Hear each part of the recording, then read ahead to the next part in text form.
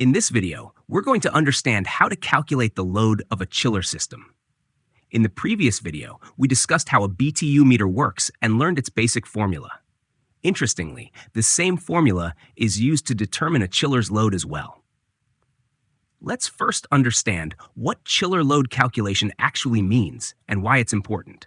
A chiller load calculation tells us how much heat energy the chiller removes from the chilled water. This information is valuable for two key reasons. First, it helps us select the correct chiller tonnage when purchasing a unit. Second, it helps us evaluate how efficiently a chiller is performing in operation. Now let's see how this load is calculated.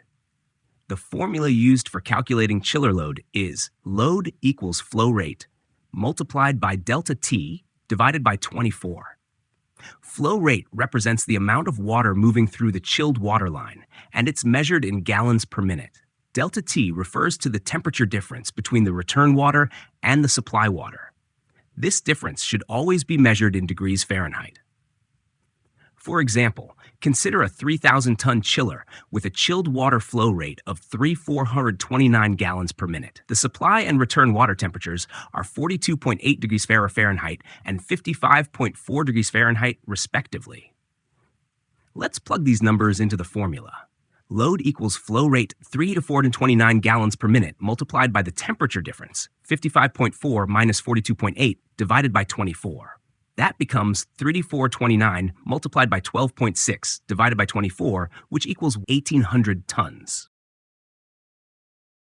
This means our 3,000-ton chiller is currently operating at a load of 1,800 tons. In other words, it's removing heat equal to 1,800 tons from the chilled water circuit. And that's the complete process of chiller load calculation. If you found this video helpful, please hit the like button and share it with others who might find it useful. And don't forget to subscribe to our YouTube channel, Intact Knowledge. Thank you.